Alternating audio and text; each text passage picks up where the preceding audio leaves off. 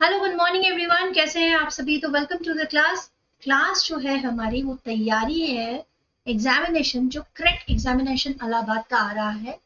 आपका last date है 12 अगस्त form fill up करने का। ठीक है, इससे जितनी भी रिलेटेड इन्फॉर्मेशन थी वो मैंने पहले आपके साथ शेयर की है, कैसे फॉर्म फिलअप करना है और क्या एलिजिबिलिटी क्राइटेरिया है। यदि आप नेट जेआरएफ क्वालिफाइड है तो भी आपको ये एग्जाम देना है।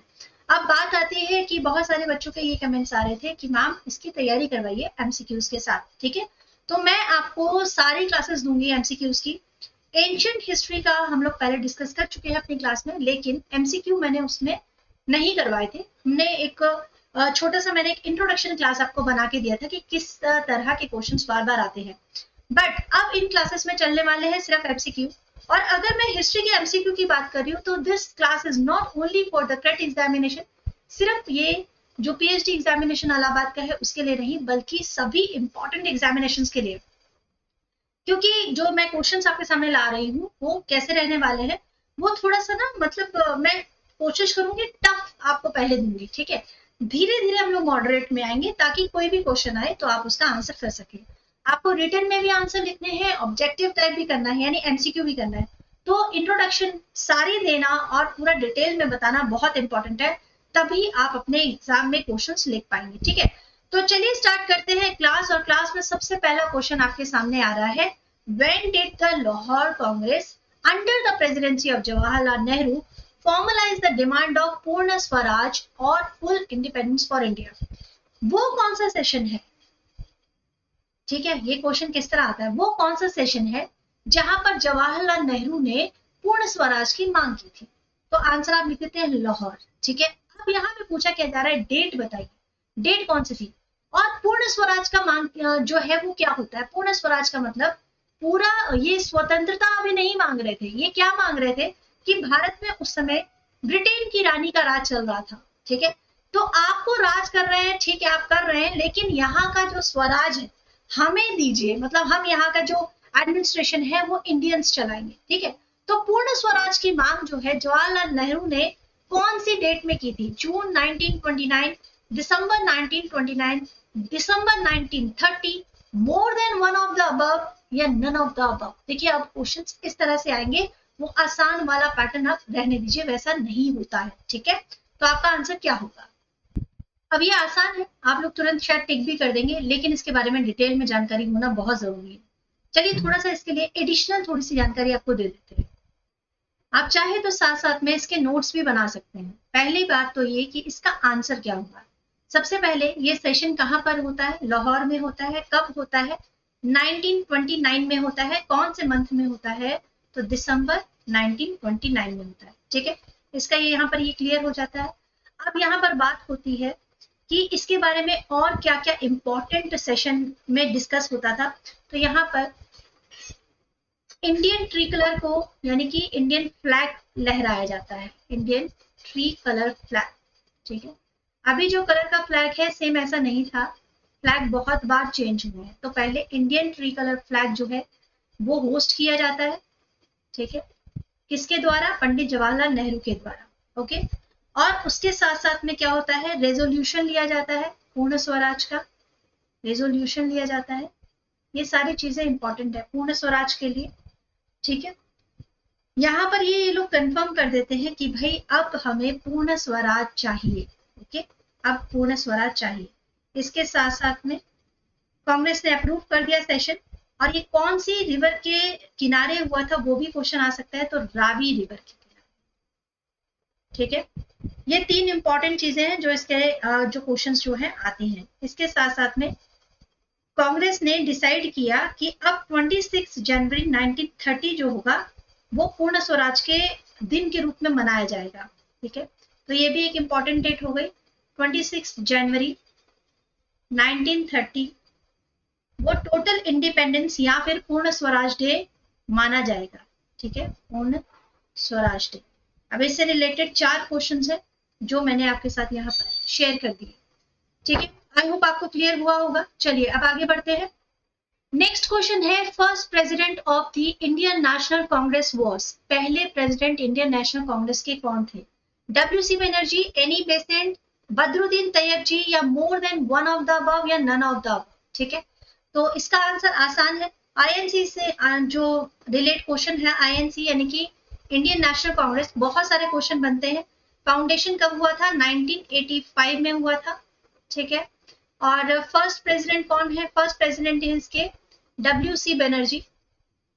ठीक है, फर्स्ट प्रेसिडेंट इसके हैं WC बनर्जी। तो सेकंड प्रेसिडेंट कौन है? सेकंड प्रेसिडेंट है आपके दादा भाई नौरोजी। ठीक है, बदरुद्दीन तैयब जी जो है फर्स्ट जो मुस्लिम प्रेसिडेंट थे आईएनसी के, वो बदरुद्दीन तैयब जी थे। एनी बेसेंट कौन है? तो फर्स्ट वुमन प्रेसिडेंट थी। अगर Indian women, first Indian women पूछा जाए तो आंसर आएगा सरोजिनी नायडू, और अगर फर्स्ट वुमन प्रेसिडेंट पूछा जाए तो आंसर आएगा एनी बेसेंट। याद रखिएगा ये दो चीजें, फर्स्ट अगर वुमन प्रेसिडेंट है तो वो एनी बेसेंट है, और अगर फर्स्ट इंडियन पूछा जाएगा तो वो सरोजिनी नायडू है। ठीक है, क्लियर? चलिए आगे बढ़ते हैं, नेक्स्ट क्वेश्चन की तरफ बढ़ते हैं। नेक्स्ट क्वेश्चन क्या कहता है? अगर फर्स्ट इंग्लिश प्रेसिडेंट पूछा जाए, इंग्लिश मैन पहला प्रेसिडेंट कौन बना था, तो कंफ्यूज मत होना। तो फर्स्ट इंग्लिश प्रेसिडेंट थे यूले। ठीक है, YB यूले थे ना, वो थे। ओके, नेक्स्ट क्वेश्चन में बढ़े। समझ में आया? क्लियर हो गया? आगे बढ़ रहे हैं। WC Banerjee, Annie Besant, Badruddin Tyabji, बहुत इंपॉर्टेंट पर्सनालिटीज है, इन सब के बारे में जानकारी होनी चाहिए। नेक्स्ट क्वेश्चन है, Mahatma Gandhi began fast unto death on was 20 सितंबर 1932 because महात्मा गांधी ने एक भूख हड़ताल शुरू की थी जो कि 20 सितंबर 1932 के बाद स्टार्ट हुई। क्यों की थी? The Poona pact, failure of the second round table, the communal award, more than one of the above, या नन ऑफ द अबव। तो आंसर क्या होगा? तो इसका आंसर हो जाएगा द कम्युनल अवार्ड। ठीक है, अब इसके बारे में भी थोड़ा सा डिटेल में जान लेते हैं, पॉइंट्स इसके भी रिलेट करते हैं, बहुत इंपॉर्टेंट है। सबसे पहली बात तो ये कि कौन से जेल में थे महात्मा गांधी जब इन्होंने फास्ट रखा था या भूख हड़ताल शुरू कर दी थी? तो वो यरवदा जेल में थे। ठीक है, यरवदा जेल में थे, और यरवदा जेल कहाँ है? पुणे महाराष्ट्र में स्थित है। इसके बाद जो गांधी जी थे, उन्होंने हंगर स्ट्राइक जो रखी थी, वो रखी थी कम्युनल अवार्ड के अगेंस्ट में। ये कम्युनल अवार्ड क्या थे? तो ब्रिटिशर्स ने क्या किया था? ब्रिटिशर्स ने फूट डालो और शासन करो की नीति अपनाई थी। तो उन्होंने कहा कि कास्ट के हिसाब से हम इन्हें अलग कर सकते हैं। तो उन्होंने, या उनमें से जो प्राइम मिनिस्टर थे, ब्रिटिश प्राइम मिनिस्टर, ठीक है, उनका नाम था रामसे मैकडोनाल्ड। Ramsay McDonald.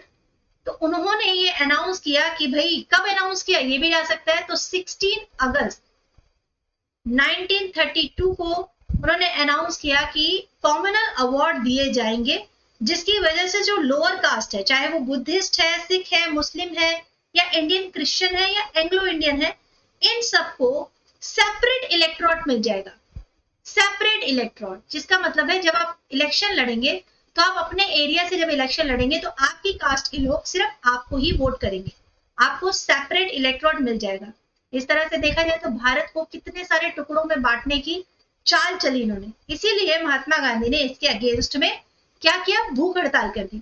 तो जब उन्होंने भूख हड़ताल की तो क्या इस भूख हड़ताल को उन्होंने कैसे ब्रेक किया, कैसे तोड़ा?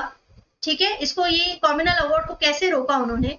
तो इसका आंसर होगा आपका पूना पैक्ट। यहाँ जो आप पढ़ रहे हैं ना, पूना पैक्ट, ये होगा इसका आंसर कि क्यों, कैसे करके उन्होंने ब्रेक किया अपना। और ये साइन हुआ है जहां पर अंबेडकर, यानी डॉक्टर BR अम्बेडकर, ठीक है, डॉक्टर BR अम्बेडकर, और साथ में थे आपके मदन मोहन मालवीय, ठीक है, MMM। ये तीनों जो है, BR अम्बेडकर, मदन मोहन मालवीय और गांधी जी, इन तीनों ने मिलकर मीटिंग की, और वहां पर अम्बेडकर जी को मनाया गया, समझाया गया कि भाई communal award is not good for nation, तो इसको पूरा क्या कर दिया जाए? कैंसिल कर दिया जाए, इसके अगेंस्ट जो है मुहिम छेड़ी जाए। ठीक है, ये था इससे रिलेटेड जितने भी इंपॉर्टेंट चीजें आती हैं उसका क्वेश्चन। आई होप ये क्वेश्चन आपको क्लियर हुआ होगा। इससे रिलेटेड और भी क्या क्या इंफॉर्मेशन है वो भी क्लियर हो गई होगी। अब बढ़ते हैं नेक्स्ट क्वेश्चन की तरफ। Who among the following presided over the special session of Congress in September 1923 and at the age of 35 became the youngest man to be elected as the president of the Congress? इनमें से वही कौन है जो कांग्रेस के सबसे छोटी उम्र के प्रेसिडेंट रह चुके हैं और सितंबर 1923 में वो कांग्रेस के सेशन में प्रेसिडेंट बन के आए थे। Number 1 Maulana Abul Kalam Azad, number 2 Ram Manohar Lohia, number 3 Mahadev Govind Ranade, या number 4 more than one of the above, number 5 none of the above. अब इसका आंसर क्या होगा? ये एक बहुत ही इंपॉर्टेंट पर्सनालिटी है और उनके बारे में और भी बहुत सारी इंपॉर्टेंट बातें हैं। तो सही आंसर क्या होगा? सही आंसर हो जाएगा आपका मौलाना अबुल कलाम आजाद। चलिए इनसे रिलेटेड कुछ और इंपॉर्टेंट इंफॉर्मेशन के बारे में भी डिस्कस करते हैं। सबसे इंपॉर्टेंट पॉइंट तो यही है कि सबसे यंगेस्ट जो है ये प्रेसिडेंट बने हैं। फर्स्ट पॉइंट तो यही हो जाएगा, यंगेस्ट प्रेसिडेंट है। ठीक है, किसके? आईएनसी के। ठीक है, और नंबर 2 पे इंपॉर्टेंट क्या है कि इन्होंने एक बार और इस सेशन की प्रेसिडेंटशिप की है, वो है 1940 में। कहां पर? जब प्रेसिडेंट ये बने थे रामगढ़ में। ठीक है जी, रामगढ़ में। उसके बाद इन्हें भारत रत्न भी मिला था। ठीक है, कब मिला था? 1992 में भारत रत्न से भी इन्हें सम्मानित किया गया था। ओके, इनको और किस चीज के लिए जाना जाता है? तो ये इंपॉर्टेंट पर्सनालिटी इसलिए भी जाने जाते हैं क्योंकि यूजीसी यानी कि यूनिवर्सिटी ग्रांट कमीशन जो है उसका फॉर्मेशन इन्होंने किया था, और इसके साथ साथ में आईआईटी यानी इंडियन इंस्टीट्यूट ऑफ टेक्नोलॉजी का भी फॉर्मेशन मौलाना अबुल कलाम आजाद द्वारा हुआ था। तो इस तरह से हम ये कह सकते हैं कि he was a very important person in INC और इन्होंने बहुत सारी चीजें भारत के लिए की। चलिए बढ़ते हैं नेक्स्ट क्वेश्चन की तरफ। The university of Calcutta, Bombay and Madras were set up. ये मतलब क्वेश्चन आसान है बट कई बार रिपीट आया हुआ है इसलिए मैंने यहाँ पर दिया है। 1859 में यूनिवर्सिटीज बनी है, या 1857 में, या 1863 में, उपयुक्त में से एक से अधिक, या none of the above. Question इसी पैटर्न के आजकल आ रहे हैं कि ऑप्शंस में भी आपको कंफ्यूज किया जा सकता है। तो सही आंसर इसका हो जाएगा 1857। ठीक है, काफी रिपीटेटिव क्वेश्चन है तो इसको जरूर कीजिएगा, और इससे रिलेट करते हुए कुछ इंफॉर्मेशंस भी बहुत इंपॉर्टेंट है आपके साथ शेयर करना। 1857 में जब सेटअप किया गया तो टोटल इंपॉर्टेंट जो सिटीज थी तीनों में ही यूनिवर्सिटी सेटअप की गई। तो ये रिकमेंडेशन दी थी, और ये रिकमेंडेशन जो हुई थी ये किसके द्वारा रिकमेंड की गई थी? ठीक है, ये इंपॉर्टेंट है कि रिकमेंडेशन जो है वो किसके द्वारा दी गई थी। ठीक है, तो हम कह सकते हैं आंसर होगा वुड्स डिस्पैच। ठीक है, वुड्स डिस्पैच, इसके बारे में भी जानकारी रखना बहुत जरूरी है। वुड डिस्पैच जो है वो कब आया है? 1854 में आया है। ठीक है, 1854 में, जिसे आप मैग्ना कार्टा भी कहते हैं, Magna carta of English education. Okay, इन्होंने ये रिकमेंड किया कि क्या करना चाहिए, प्रॉपर टाइप में एजुकेशन होनी चाहिए प्राइमरी से लेकर यूनिवर्सिटी तक, और इससे क्या हुआ, एक इंडिजीनियस एजुकेशन के लिए इंकरेजमेंट भी मिली। इन्होंने प्रॉपर ये किया कि हम लोग भाई वैसे अगर डायरेक्टली तौर पे देखा जाए तो वुड्स डिस्पैच इसीलिए आया कि भाई एजुकेशन जब डेवलप होगी तो इंडियंस जो है वो एज ए एम्प्लॉय मिलेंगे, किसको? ब्रिटिश गवर्नमेंट को। ठीक है, तो ये हो गया इंपॉर्टेंट कि एक तो वुड डिस्पैच। अब ये किसने मतलब किसके द्वारा लाया गया है? तो चार्ल्स वुड के द्वारा लाया गया था। ठीक है, चार्ल्स वुड के द्वारा लाया गया था। और ये तीन इंपॉर्टेंट जो यूनिवर्सिटीज थी, इसके अलावा क्या है एक इंपॉर्टेंट और है, पंजाब में इसके बाद बनी 57 के बाद। नेक्स्ट जो है आपकी 1882 में। ठीक है, कहां कहां आई है? पंजाब में आई है। और 1887 में आपकी इलाहाबाद यूनिवर्सिटी। मोस्ट इंपॉर्टेंट है आपके लिए भी जो क्रेट एग्जामिनेशन देने वाले हैं, इलाहाबाद यूनिवर्सिटी का जो है 1887 में आया है। ठीक है, चलिए नेक्स्ट करते हैं। नेक्स्ट क्वेश्चन है, the Gandhi Irwin pact was associated to which of the following movements of India. Gandhi और इरविन का जो समझौता है वो इनमें से कौन सा मूवमेंट है, किस आंदोलन के साथ जुड़ा हुआ है? Rowlatt act, civil disobedience, non cooperation, या फिर क्विट इंडिया मूवमेंट। ये चारों जो मूवमेंट्स है बहुत इंपॉर्टेंट है, चारों के बारे में पढ़ना भी बहुत इंपॉर्टेंट है। बट यहाँ हम गांधी इरविन के पैक्ट के बारे में बात कर रहे हैं कि वो किससे जुड़ा हुआ है। गांधी इरविन पैक्ट जुड़ा है आपका सिविल डिसओबीडियंस मूवमेंट से। अब इससे रिलेटेड इंपॉर्टेंट इंफॉर्मेशन क्या है? देखो, रॉलेट एक्ट क्या है और जलियांवाला बाग से कैसे जुड़ा है, मतलब ये सारे जितने भी इवेंट्स एक दूसरे से कनेक्टेड है, इन सब के बारे में मेंशन होना बहुत जरूरी है। गांधी इरविन जो है सिविल डिसओबीडियंस मूवमेंट से कैसे कनेक्ट है, एक एग्रीमेंट होता है महात्मा गांधी और लॉर्ड इरविन के बीच में, और ये पैक्ट साइन कब होता है, ये पैक्ट जो इंपॉर्टेंट है, ये साइन कब होता है, ये 5 मार्च 1931 को साइन किया जाता है। ठीक है, कब, सेकेंड जो गोलमेज आंदोलन हो रहा था, राउंड टेबल कॉन्फ्रेंस जो रही थी उससे ठीक पहले। होता यह है कि 3 इंपॉर्टेंट राउंड टेबल कॉन्फ्रेंस होती है। ठीक है, first round table conference, second round table conference and third. तो फर्स्ट राउंड टेबल कॉन्फ्रेंस में कांग्रेस से कोई नहीं जा रहा है, बाकी लीडर्स हैं जैसे बी आर अम्बेडकर है, इंडियन लीडर जा रहे हैं, लेकिन कांग्रेस को रिप्रेजेंट कोई नहीं कर रहा है। ठीक है, तो वो बहुत इंपॉर्टेंट ऑर्गेनाइजेशन था। अब जब फर्स्ट में कोई नहीं गया तो सेकेंड टाइम पे गांधी जी को मनाने के लिए कि भाई कांग्रेस से जब तक कोई आएगा नहीं तो भारत के बारे में कैसे डिस्कशन होगा, क्योंकि अगर आईएनसी जो है शांत हो जाएगी तो हम लोग इंडिया पे कंट्रोल कर पाएंगे। इसीलिए गांधी जी को मनाने के लिए जो इरविन है वो आते हैं और गांधी जी से थोड़ा सा वार्तालाप करते हैं, बातचीत करते हैं, उन्हें समझाते हैं, ठीक है आपकी जो भी प्रॉब्लम्स हैं आप हमें बताइए, आप वहां जाके बताइए, लंदन में देखो गोलमेज सम्मेलन हो रहा है, सब अपनी बातें शेयर करेंगे, आप भी आइए। तो इस तरह से उनको एक तरह से प्रलोभन दिया जाता है कि आप आएंगे, आपके बारे में बताइएगा देश की क्या स्थिति है, अगर आप आएंगे नहीं तो डिस्कस होगा कैसे। तो महात्मा गांधी मान जाते हैं और 5 मार्च 1931 को साइन करते हैं। ठीक है, मैं समझौते पे साइन करता हूँ कि मैं सेकेंड राउंड टेबल कॉन्फ्रेंस पे आऊंगा, लेकिन सेकेंड राउंड टेबल कॉन्फ्रेंस में गांधी जी की बात कोई नहीं सुनता, एक्चुअली कोई उन्हें बोलने ही नहीं देता, तो वो नाराज होकर वापिस आ जाते हैं। ठीक है, तो इसलिए जब वो वापस आ जाते हैं तो कौन सा आंदोलन छेड़ देते हैं, तो वो सिविल डिसओबीडियंस मूवमेंट को रोक करके फिर मतलब उसको दोबारा से सेकंड फेज शुरू करेंगे। ठीक है, पहले तो यही है कि कौन सा मूवमेंट रोका गया, तो सिविल डिसओबीडियंस को रोका गया और 5 मार्च 1931 को समझौते पे साइन किया गया। इस समझौते की सबसे बड़ी इंपॉर्टेंट शर्त यही थी कि जो सिविल डिसओबीडियंस मूवमेंट है इसको क्या कर दिया जाए, इसको डिसकंटिन्यू कर दिया जाए। ठीक है, इसको डिसकंटिन्यू कर दिया जाए, ऐसा समझौते पे साइन कर दिया महात्मा गांधी ने। अब कुछ बातें यहाँ पे मतलब गलत भी है, लेकिन उन्होंने सोचा कि भाई प्रॉब्लम सॉल्व हो जाएगी, अगर लंदन में हमारी बात कोई सुन लेगा तो क्या हो जाएगी, हमारे हो सकता है प्रॉब्लम सॉल्व हो जाएगी, लेकिन उनको भी नहीं मालूम था कि भाई कोई नहीं सुनेगा। उसके बाद इंपॉर्टेंट क्या है कि क्या क्या कंडीशंस गांधी इरविन पैक्ट की थी। पहला तो पार्टिसिपेशन होगा, आईएनसी पार्टिसिपेट करेगा। ठीक है, कंडीशंस भी आ सकती है ना, पार्टिसिपेशन के ऊपर बात हुई कि हाँ पार्टिसिपेट करेंगे। फिर दूसरा पॉइंट क्या था कि टैक्स जो है, गांधी जी कहते हैं आप सॉल्ट पर से टैक्स हटा दो, तो सॉल्ट टैक्स का रिमूव हो जाएगा। ठीक है, उसके बाद विड्रॉ करेंगे, जितने भी ऑर्डिनेंस पास किए गए हैं जो इंडियन नेशनल कांग्रेस के ऊपर लगाए गए हैं वो सब हटा दीजिए।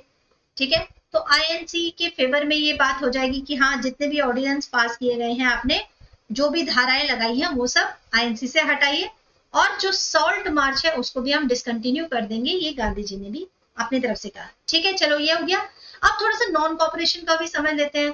तो नॉन कॉपरेशन मूवमेंट कब स्टार्ट हुआ है, 1920 में स्टार्ट हुआ है। ठीक है, और जिसका मेन गोल क्या था, जिसका मेन गोल था स्वराज, कि हमें क्या पाना है, स्वराज पाना है। तो किसी भी ब्रिटिश कंपनी में, ब्रिटिश स्कूल में, कॉलेज में हम किसी भी तरह से कोऑपरेट नहीं करेंगे। ठीक है, उनकी गतिविधि में। रॉलेट एक्ट कब पास किया गया है, रॉलेट एक्ट पास किया गया है 6 फरवरी। ठीक है, 6 फरवरी को पास किया गया है 1919 में। ठीक है, और गांधी जी ने इस एक्ट को क्या नाम दिया था, गांधी जी ने इस एक्ट को ब्लैक एक्ट कहा था। ब्लैक एक्ट, क्योंकि इसका काम क्या था रॉलेट एक्ट का, कि किसी भी इंडियन को बिना किसी दलील के, बिना किसी वकील के तुरंत गिरफ्तार किया जा सकता है और कोई बेल भी नहीं होगी। ठीक है, इसके अलावा यहाँ पर जो वॉइसरॉय कौन से जुड़े हुए हैं इससे, रॉलेट एक्ट से जो जुड़े हैं वो है चैम्सफोर्ड। तो जो इंपॉर्टेंट पॉइंट आते हैं, क्वेश्चन आते हैं, वो मैं पॉइंट आपके साथ यहाँ शेयर कर रही हूँ। इसके बाद जो नेक्स्ट आ जाता है वो आता है quit India movement. Quit India movement जो है 8 अगस्त 1942 को पास किया गया है। 8 अगस्त 1942 को पास किया गया है, लेकिन यहाँ पर क्या हुआ था, सारे जितने इंपॉर्टेंट लीडर्स थे उन सबको पकड़ लिया गया था। उसके बाद भी बहुत भारी मात्रा में लोगों ने बढ़ चढ़कर इसमें पार्टिसिपेट किया था। ठीक है जी, ये था क्विट इंडिया मूवमेंट। इसके अलावा ये काफी फेमस स्लोगन भी बन गया। ये क्यों चलाया गया था? तो इससे जुड़ा हुआ है क्रिप्स मिशन का फेलियर हो जाना, फेलियर ऑफ क्रिप्स मिशन। ठीक है, सारे पॉइंट समझ में आ गए? चलिए अब बढ़ते हैं नेक्स्ट क्वेश्चन की तरफ। अगर क्लास अच्छी लगे तो प्लीज लाइक जरूर कीजिएगा, ठीक है, उससे थोड़ा मोटिवेशन मिलता है। चलिए, ये है आज की क्लास का last question. Who was the founder of the Andhra महिला सभा? पिछले कुछ पेपर से मैं नोटिस कर रही हूँ कि वुमेन्स के ऊपर क्वेश्चंस काफी ज्यादा आ रहे हैं। इंपॉर्टेंट वुमेन्स लीडर कौन है, इंपॉर्टेंट वुमेन्स पर्सन कौन है, ठीक है, तो ये सारी चीजें हम लोगों को रिपीट ध्यान रखनी होगी। तो यहाँ पूछा गया कि कौन थे आंध्रा महिला सभा के जो इंपॉर्टेंट फाउंडर है? पंडिता रामाबाई, दुर्गाबाई देशमुख, गायत्री देवी या सरोजिनी नायडू? सरोजिनी नायडू और पंडिता रामाबाई पे क्वेश्चन कई बार बने हैं, ठीक है, तो हमें ये ध्यान रखना है। पर यहाँ पे हमसे पूछा गया फाउंडर कौन थे, तो राइट आंसर क्या होगा? राइट आंसर, बहुत सारे स्टूडेंट यहाँ पे क्या गड़बड़ कर देते हैं, पंडिता रमाबाई पे क्लिक कर देते हैं, बट इसका राइट आंसर हो जाएगा दुर्गाबाई देशमुख। ठीक है, दुर्गाबाई देशमुख जी इसका राइट आंसर है। आप इन्हें एक और नाम से जानते हैं, किस नाम से जानते हैं? हम इन्हें आयरन लेडी के नाम से भी जानते हैं, आयरन लेडी। ठीक है, दूसरा ये है कि इन्होंने सॉल्ट सत्याग्रह में बहुत अहम भूमिका निभाई है। ठीक है, सॉल्ट सत्याग्रह से भी ये कनेक्टेड रही है, तो ये ध्यान रखिएगा कौन कौन से कनेक्ट रहे हैं, सत्याग्रह से भी कनेक्ट है। फिर इनको जेल में भी डाला गया था, तो ये मद्रास में इम्प्रेजेंट थे। ठीक है, मद्रास में इन्हें जेल में रखा गया था, बहुत लंबा जेल काटा इन्होंने। ये फाउंडर है आपकी आंध्रा महिला सभा की, जो एक इंस्टीट्यूशन है और बहुत इंपॉर्टेंट सोशल वेलफेयर ऑर्गेनाइजेशन है। ठीक है, इनमें दो और इंपॉर्टेंट लीडर इनके साथ जुड़े हुए हैं, दो इंपॉर्टेंट लीडर और है जो कनेक्टेड थे। एक है ए के प्रकाशम, ठीक है, ए के प्रकाशम, और दूसरे इंपॉर्टेंट लीडर जो हैं वो है देशधड़क नागेश्वरा, देशोधारक नागेश्वरा, नागेश्वर। ठीक है, ये दो इंपॉर्टेंट लीडर हैं जो आंध्र महिला सभा के समय भी इनके साथ में थे। और दूसरा इनको मतलब जब सॉल्ट सत्याग्रह में इन्वॉल्व हुई तो इनको इम्प्रिजन किया गया है। इसके बाद ये कॉन्स्टिट्यूंट असेंबली की भी मेंबर रही हैं। ठीक है, मेंबर ऑफ कॉन्स्टिट्यूंट असेंबली,